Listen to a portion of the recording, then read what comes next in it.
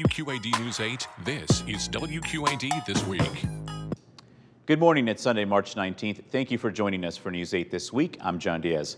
Over the past few weeks, we've seen a number of either Republican presidential candidates or possible candidates visit Iowa.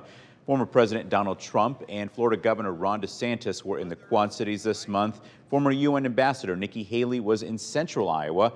And former Vice President Mike Pence is scheduled to stop in Scott County on Tuesday. This week, we sat down with Augustana political science professor Paul Baumgartner to better understand where both Republicans and Democrats are on the road to the primaries. Professor, thanks for taking the time this week to chat with us. Absolutely. All right, I want to sort of get the landscape here a little bit and help us understand where we are in the process, because it feels like we are months and months away from this stuff being kind of really in the forefront, but it's happening now. Tell us where we're at in this process. It is happening now, and this is a big change in presidential politics. The fact that we have the primary season moving earlier and earlier and earlier, wow. Donald Trump announces his candidacy for the presidency very soon after the midterm elections, which means that we're going to essentially have a 2-year primary, if you will, right? We have candidates in the race that are already trying to build support. And is that unusual? It's very unusual. Okay. It's very unusual. If you were to go back to presidential politics in the 19th century, 6 months before the primary season, 3 months before opening primaries, you'd see party leaders start to give their own opinions about who should run, who they think would be good for the office. The idea that we have candidates actively campaigning 2 full years before the general election in November of 2024, it really is amazing. Let's talk a little bit about the Iowa caucus and just that process and what that looks like now, because it's going to look different this time around. That's right. Democrats versus Republicans and how they're handling this. Yes, I'm glad you bring this up. So at the end of last year, the DNC voted to actually reorder their caucuses and primaries. Traditionally, the Iowa caucus was the first caucus or primary within the primary season. The DNC decided to change that, and now South Carolina will hold the first primary, and other states like Nevada and Georgia and Michigan are going to move further up in the line, and Iowa's actually going to fall back. So if you're an Iowa Democrat, you're not going to have the first say on the candidate. Now, if you're an Iowa Republican, the Iowa caucus for the Republican Party, it's still going to be first in the order. Okay. Yeah. Let's talk about, we've had these candidates who have come to visit. Yeah. I think they're trying to test the waters, especially for those individuals that haven't yet thrown their hat into the ring. They want to see whether or not they're able to galvanize public support. They're wanting to see how the media reacts to them coming. They want to see whether or not party leaders show them interest. Here's the thing, we only have a small number of people that have formally entered the race, but you're right, there are those kind of standing on the periphery and making select visits to Iowa and to New Hampshire. That's not necessarily because they have family and friends in Iowa and New Hampshire, it's because they want to gauge support and see whether or not they can find the right lane within those states. I'm thinking of people like Mike Pence, you brought up DeSantis, Mike Pompeo. Right, here we have an individual who was a congressman from the state of Kansas, became director of the CIA, then was Secretary of State under Donald Trump. Is he going to join the race? It's uncertain. I think part of these early visits, the point of these early visits, is to gauge whether or not there's enough backing, whether or not you can generate a groundswell of support even before you finally put your kind of name in the fight. Yeah. Is there a reason for visiting the Quad Cities specifically? Presidential hopefuls want to hit as many counties as they can. So Ted Cruz, very famously in the 2016 Republican race, made it to every single county. And what happened in 2016? He won the Republican caucus here in Iowa. I think presidential candidates, they want to make it to as many counties as they can. They want to meet as many people as they can. I think population centers are important, though. Having the opportunity to speak to hundreds of people, to get in front of the media, to speak with civic associations, to build relationships, to see if there's a coalition already waiting for you, that's important. For Republicans, what's going to be the thing that sort of drives their campaigns? Is it going to be social issues? Is it going to be the economy, international? Because all these things seem to be very prevalent in terms of conversations that we're having. It's hard to guess, isn't it? We are just shy of a year out from the caucuses. So it's uncertain what issue is going to be front and center in the American mind. Is it going to be Ukraine? Look right now at Biden's difficulty in budget negotiations with Congress. Is it going to be budget? Is it going to be the economy? Is it going to be abortion? Is it going to be issues of crime? If you were to look at the big drivers of turnout in the midterm election, it looks different from state to state. Priorities, especially priorities based on your party leaning, they're different. Democrats threw a lot of money at advertising surrounding abortion. Okay, are Republicans going to make their own primary season about abortion and other social issues?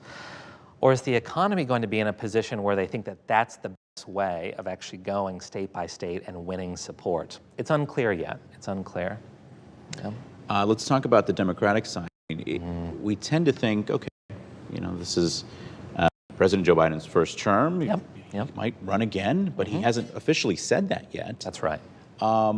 What does that look like? And there's already one other, at least, person who has officially announced that they are running for the Democratic ticket. Help us understand what's happening there.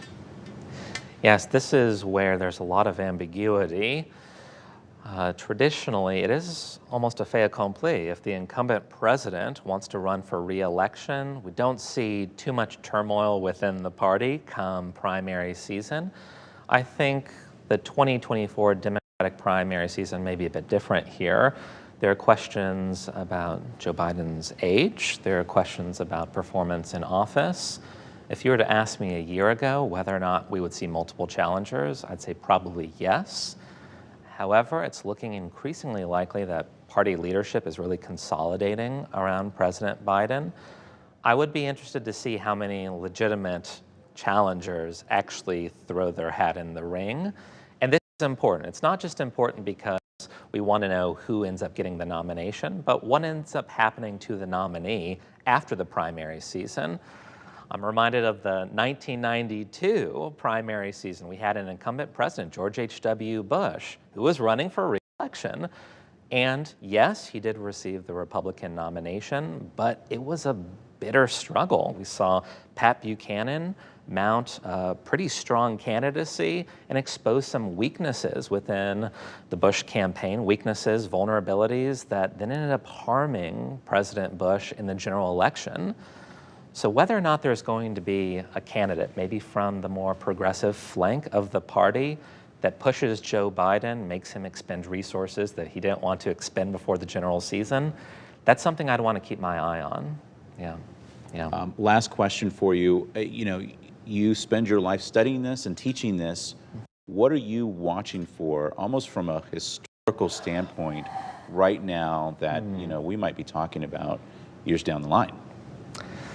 Yes, I mean, Donald Trump is trying to do something that has not happened in 130 years, which is become a president that serves non-consecutive terms, right? Grover Cleveland did it in the tail end of the 19th century. And I think there's a reason why it's so hard. Oftentimes, if a president seeks re-election and doesn't win, I'm thinking here of maybe Jimmy Carter or George H.W. Bush in 1992, they move on to other things. They remain politically active, but they don't seek the party nomination 4 years later. Donald Trump has maintained a national following and has been very vocal about his interest in pursuing a political pathway in 2024.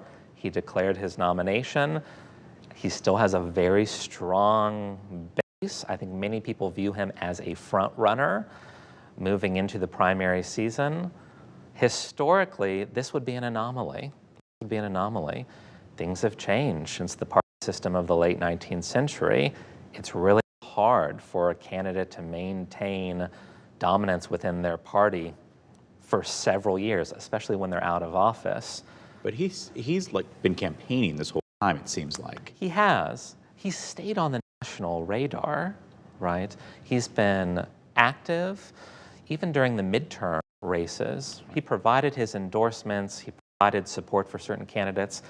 Some of those candidates won, some didn't win, but he's made himself politically relevant. He's a force that Republican congressmen, Republican senators have to orbit around in a way that many first-term presidents who lose re-election just don't have that enduring strength within the party. So, is he going to be the second president in American history to serve non-consecutive terms? We'll find out. And when will we get a sense as to who is the front runner? We want to know who the main candidates are first. Some candidates have said that they'll be making decisions in the spring or in the summer.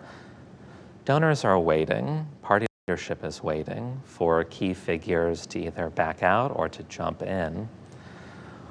I don't think that we should kind of preemptively ordain someone as the front runner, someone who's going to really carry the torch through the primary season, unless we have a lay of the land, unless we know the fundraising capabilities of these different candidates, whether or not they're able to actually construct coalitions nationwide. I'd also want to see how they do here in Iowa, right? So this is another area where President Biden was a bit of an aberration. How did President Biden do when he was then candidate Biden? How did he do in Iowa? How did he do in New Hampshire? How did he do in Nevada? Poorly. He did poorly in the first few primaries and caucuses. It wasn't really until he got to South Carolina that we see a bit of momentum. So we want to see how the different candidates perform in those early primaries and caucuses before we say, aha, runner. There we go. Yeah. We have certainly a lot more to talk about over the next weeks and months. We look forward to conversations with you. Professor Baumgartner, thanks so much. Thank you.